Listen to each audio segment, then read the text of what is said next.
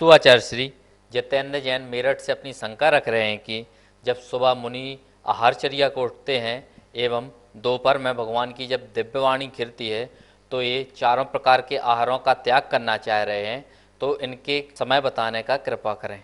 बहुत ही पवित्र मंगल भावना है आपकी कि मुनिराज के आहार हो जाने के बाद ही आहार करने का भाव है, और ऐसी भावना बिरले जीवों पर ही आती है।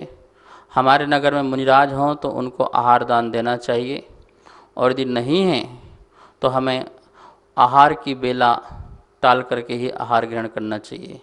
लगभग मुनिराजों का पूरा जो समय है आहार का 9:30 बजे साधुगण उठते हैं और 10 साढ़े 10 तक उनका आहार आदि हो जाता है। तो आप 9:30 बजे की जो बेला है उसको टाल करके अपना आहार ग्रहण करें कि 9:30 बज जाएँ तो उसके बाद आप आहार ग्रहण करें। 9:30 तक आप आहार ग्रहण आदि ना करें। और रही बात भगवान की दिव्य ध्वनि के समय, आप चाहते हैं कि हम दिव्य ध्वनि के समय स्वाध्याय करें और चिंतन मंथन मनन करें, ध्यान करें, उस समय हम आहार न करें, तो आप 11 और 1 के बीच में जो है आहार का त्याग कर सकते हैं। उस समय आप सामायिक करें, ध्यान करें, स्वाध्याय करें। नमोस्तु आचार्य श्री। प्रखर जैन दिलसाद गार्डन दिल्ली से अपनी शंका रख रहे हैं, अतदकार स्थापना से मिथ्यात्व का प्रचार हो सकता है, इसलिए इस विधि पूजा करना सही है क्या? तदाकार स्थापना जिसमें गुणों का जो है रोपण किया जाता है, कोई भी तदाकार वस्तु है और उसमें हम भगवान की स्थापना करें तो इस प्रकार की स्थापना हो जाती है, गुणों का उसमें रोपण हो जाता है। लेकिन हुंडा अवसर्पणी काल में आचार्य वसुनंदी स्वामी कहते हैं श्रावकाचार में अपने कि हुंडा अवसर्पणी काल में तदाकार जो है स्थापना करके हमें पूजा नहीं करना चाहिए, क्योंकि जो कुलिंगी जो मति वाले लोग हैं वो मोह से मोहित होकर के मिथ्यात्व का प्रचार प्रसार कर सकते हैं। कोई भी तदाकार है, हमने उसमें स्थापना कर दी तो वो उनको पूजना प्रारंभ कर देंगे, उनको पता ही नहीं होगा कि सत्य क्या है और असत्य क्या है। इसलिए तदाकार जो स्थापना है उसकी पूजा हुंडा अवसर्पणी काल में निषेध बताइए।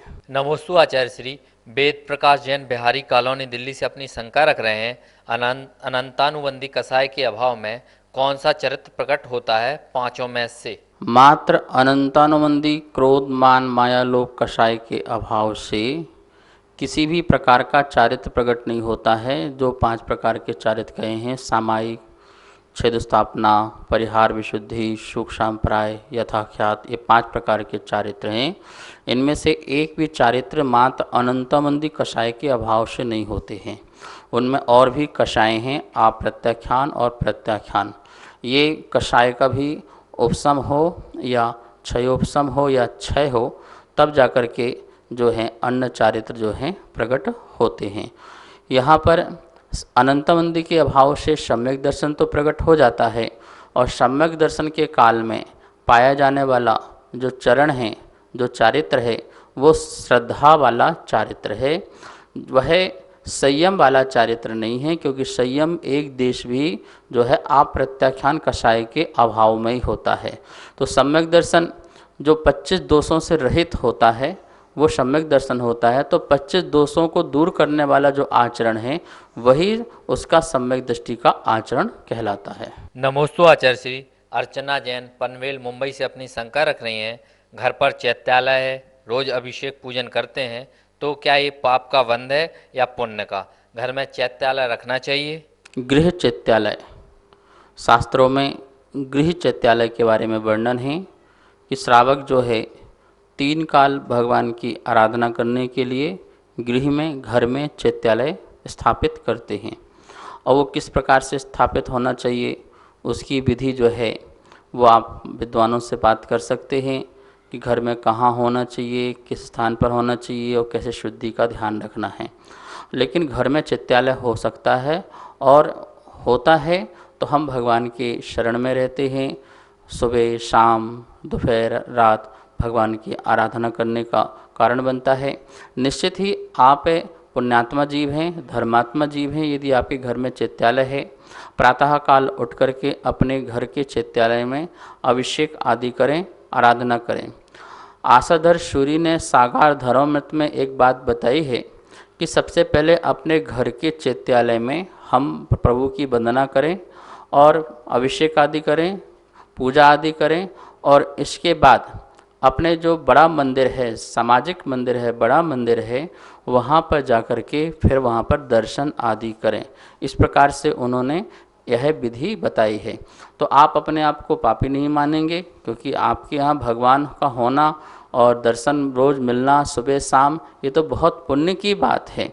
नमोस्तु आचार्य श्री। बीना जैन सेक्टर 15 रोहिणी दिल्ली से अपनी शंका रख रही हैं, पंचम काल के अंत में जब विद्याधर 72 जोड़ों को ले जाते हैं तो वह छठवें काल में हजारों वर्षों तक कैसे रहते हैं? पंचम काल का जब अंत होता है तो छठम काल प्रारंभ होता है। तो छठम काल में जो रहते हैं वो पंचम काल के ही जो मनुष्य त्रियंश हैं वो वहाँ पर रहते हैं।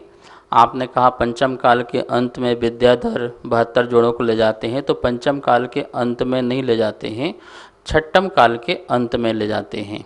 पंचम काल जैसा चल रहा था, हाइट होती जा रही थी, लोग मांस भक्षी होते जा रहे थे, और छठम काल में भी इसी प्रकार से जीव जो रहता है वनवासी रहता है और मांसाहारी रहते हैं और ऐसा अपना जीवन यापन करते रहते हैं। अग्नि का लोप होता है, बस छठम काल में अग्नि का लोप हो गया तो लोग क्या करेंगे, जब निश्चित ही मांसाहारी हो जाएंगे और फल फ्रूट आदि, अनजान फल आदि खा करके अपना जीवन यापन करेंगे जंगलों में रह करके। छठम काल के अंत में जब 49 दिन बचते हैं, 49 डे, उसके पहले क्या करते हैं विद्याधर फिर वहाँ पर 72 जोड़ों को, ऐसा लिखा है 72 जोड़ों को, इसमें ऐसा भी जोड़ सकते हैं कि जो ले जा सके जितने लोगों को वो ले जाते हैं। और क्योंकि वो हाहाकार मचाते हैं, जब वो हाहाकार मचाते हैं तो जो 49 दिन होते हैं तो 7-7 दिन की वर्षा होती है, तो उसमें वो बहुत दुखी होते हैं।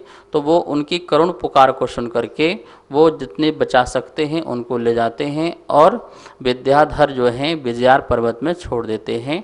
जब 49 दिन की वर्षा समाप्त हो जाती है तो फिर इसके बाद छठम काल के बाद फिर छठम काल दूसरा चालू हो जाता है और उसमें फिर 49 दिन सुवृष्टियाँ होती हैं, पृथ्वी शांत हो जाती है, फिर उन जोड़ों को ला के छोड़ देते हैं और फिर धीरे धीरे उनमें वृद्धि होती जाती है, विकास होते जाता है और ये उत्सर्पणी काल का छठम काल कहलाता है। तो हर चीज़ विकास होती है और फिर इस प्रकार से जनसंख्या बढ़ जाती है और छठम काल पूरा होने के बाद फिर पंचम काल लगता है, ऐसा समझना। नमोस्तु आचार्य श्री।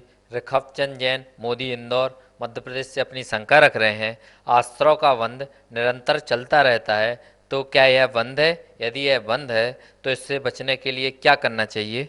योगों की चंचलता से आश्रव होता रहता है और यदि हमारे उसमें कसाय के भाव लग जाते हैं तो उसकी स्थिति और अनुभाग भी पड़ जाता है। प्रति समय हमारे योग जो हैं मन वचन काय जो हैं प्रवृत्ति रूप होते हैं तो आश्रय होता रहेगा। तो हमें क्या करना है, मन वचन काय की प्रवृत्ति को रोकना है जिससे आश्रय न हो और भावों में समता रूप परिणाम लाना है, वीतराग रूप परिणाम लाना है। यदि हमारे अंदर संयम समता और वीतराग के परिणाम आते हैं तो हम जो हैं जो कर्मों की स्थिति और अनुभाग बंध रहा है बड़ा बड़ा भारी भारी, वह नहीं बंधेगा और इस प्रकार से जो कर्म सत्ता में रखे हैं उनकी निर्जरा भी होने लगेगी। तो हमें क्या पुरुषार्थ करना है, अपनी योगों की चंचलता मन वचन काय की चंचलता को रोकना है और जो विभाव परिणाम हैं उनको उत्पन्न नहीं होने देना है जिससे हमारा आश्रय बंध ना हो।